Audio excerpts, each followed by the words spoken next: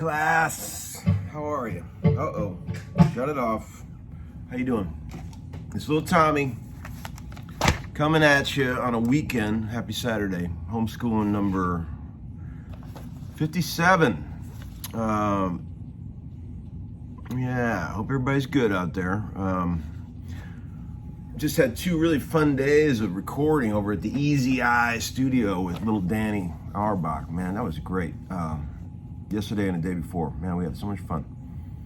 He had some badass songs, man, that he had written with Pat McLaughlin, the legendary Nashville songwriter. And we were tracking them with like a 5 or 6 piece band, and it was really fun.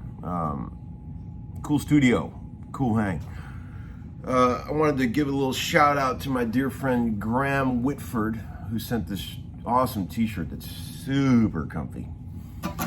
Tyler Bryant and the Shakedown rock and roll band. Graham is a dear friend, and he's the son of the legendary rock and roller Brad Whitford, who played in that rock band, the Aerosmith, loud rock band. Yeah, but those guys are awesome, Whitford. And Graham sent me some videos of his little brother playing guitar the other day. He was just killing it. So watch out for those Whitford boys. Oh man, and I also wanted to, on a sad note, someone told me recently that Peter Green died yesterday, I think. Man, sad loss. A big fan. Rest in peace, Peter Green.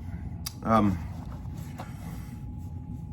got some stuff, I got some stuff in the VCB, but the first question that came into the VCB, it's really not a question, it's more of a statement. This guy said, "Dear Tom," he didn't say, "Hey Tom, it saddens me deeply that you will no longer be saying viewer comment bin. I laughed every episode and look forward to it every time you said it. VCB sounds like an undercarriage disease. Please reconsider." Well, Uncle Larry is a reasonable man, and it is a family we have here. So if it bothers him so much that I'm not going to say viewer comment bin again, then I'll reconsider. I'm not a tough guy who won't consider the needs of others. Of course I'll say it. You got it, man. It's all you. I'll keep saying it. VCB's out. One guy said I should say viewer comment receptacle, so I could call it a VCR. That's kind of funny. Okay, so another guy said, "Hey, Tom, I was walking down the street and I saw a stranger with a Homeskoolin t-shirt on. I said, 'Little Tommy from Cleveland,' and he replied, 'Your favorite Uncle Larry,' with a thumbs up. As I walked past, his wife said, 'Who is that guy?' And she pointed at me, and he replied, 'That is a good friend of mine. Cheers from New York City.'" Ha ha! I love that one. I love that one. That's great. The Homeschooling family. Another guy said, "Hey Tom, I heard the Pretenders, My City Was Gone on the radio and thought of you.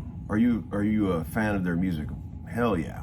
Oh man, I'm a big James Honeyman Scott fan too, by the way.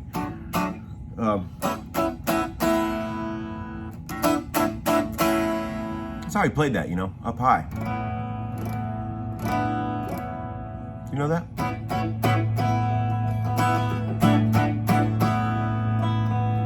You know that? I really studied that. Trying to find any old video I could ever find of him playing that, just to learn it, because everybody plays that one wrong. Everyone's down here. It's not right. Just telling you. Ryan Williams, do you have a isolated tracks of that one? You can send. Okay, so another guy said, "Hey Tom, do you change strings on your studio guitars? Do you do it? Or do you have a guy, a string changer, on staff like Snoop Dogg has a personal blunt roller?" I don't have a guy, and I wish I did. And I talked about this in other episodes, I rarely change strings, man. I kind of like them a little dead.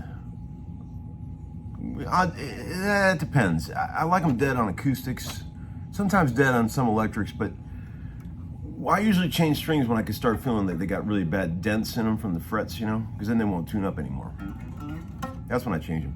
Here's my old Mosrite.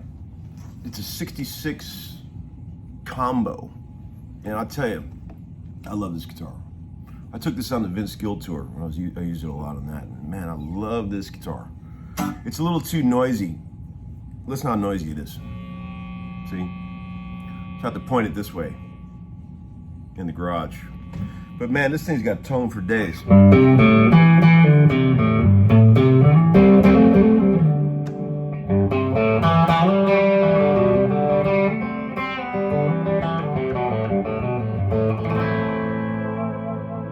And the wang bar was like butter.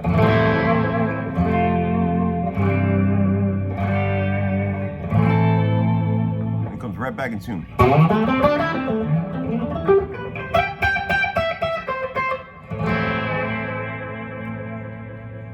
Yeah, so I was going to tell you guys one more thing before I move on today. I was just thinking about this, and I've been thinking about this for a few days actually. Like about a week ago, one night I just sort of stopped by my friend Nick Goverich's house, an impromptu late night visit with a couple beers, and we were just hanging out on his back porch. He was the bass player in Trigger Hippie, and we were really good old friends. I love him, and he's got a son, Conrad Goverich, who plays guitar, and Conrad's a young kid. He's only 15 or something like that, but he's plays the shit out of the guitar. He's already clearly see he's got the gift. He plays bass and guitar. So every time I get around Conrad, I always try to show him a few licks, just to make sure he knows all the basic shit. And the other night I was showing him some stuff that, like, I may have neglected to tell my homeschoolers, remember when I talked about the guitar being a planar instrument where it goes like that? I can't stress to you how important this concept is to me. Like if you took a D chord, right? Like we all know, and you slid it down a half step to get you in a slightly uncomfortable place, like a C sharp. Do that. And then find the 4 other places on the neck where you can play those exact 3 notes.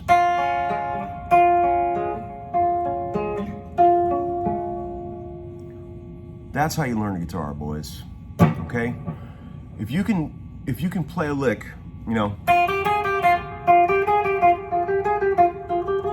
and instantly know where to find it in all 4 places, you've got it, right?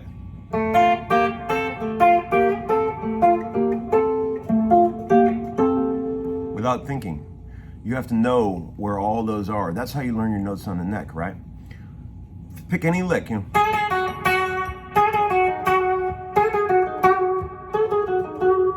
gotta know them all. You gotta know where they all are. And that's when you're free. When you know that shit and you can find all that stuff, You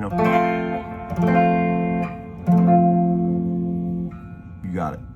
That's how you learn guitar. I've been trying to think of a way to tell you guys that, but it took me a minute, about 80 some episodes to figure it out.